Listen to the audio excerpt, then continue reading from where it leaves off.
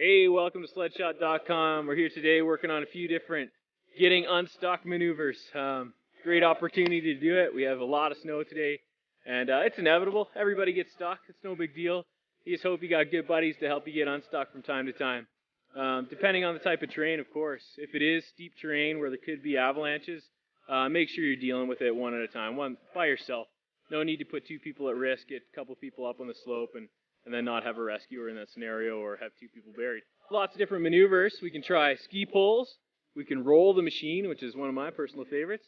You can do the rodeo roll, which is sometimes works, sometimes doesn't. And what else we got? There's lots of different ways to do it, and we're going to try and outline as many of them as we can in this day. So one of the most basic ones is when you're not really stuck, you can work on a ski pole. And that's basically what you're going to do is get one of your buddies, of course, if you're in a safe area, get one of your buddies to grab your ski tip, and then as you kind of give it a little bit of throttle, he's going to give you a little jerk of energy, and then kind of keep pulling you as you give it throttle. And what that just helps you get some momentum up to get yourself out of a hole. A good idea to do like prerequisite to give him the ski pull is stomp down a little area in front of the sled, and then stick your foot while the machine's turned off, stick your foot kind of jamming the snow in towards the track. And that just helps build a little bit more of a hard-packed snowpack.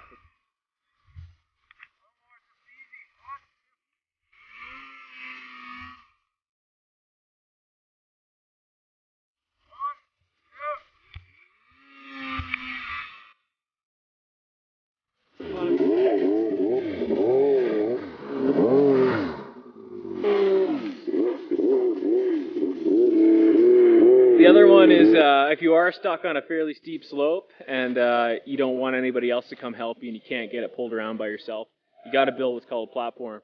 And that's basically starting at the very end of your track where it's stuck and digging yourself a platform horizontal across the slope.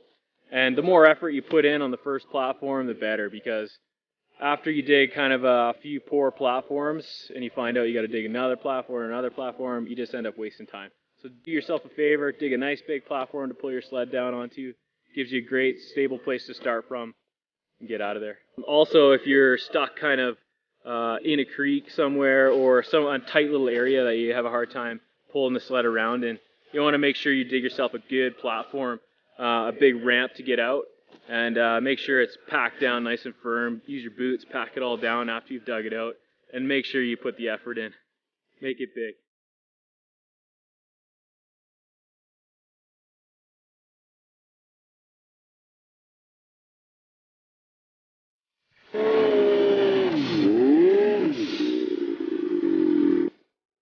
So, I guess that's out.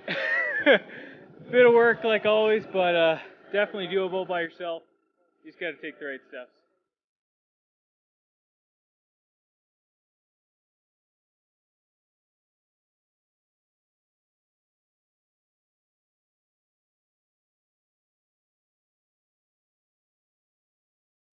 The next one is when you roll the machine over, and this helps in all kinds of ways. For one reason, it gets the machine up on top of the snowpack again, so you're not digging through a trench.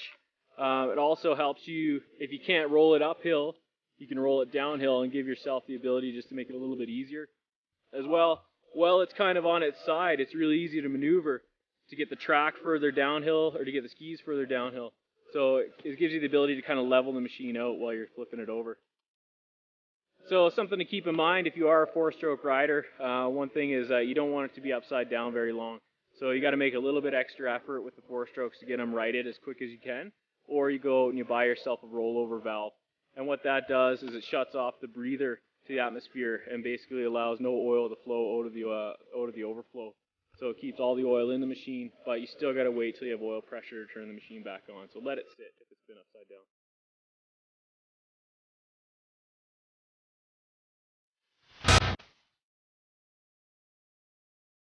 I'm waving for help.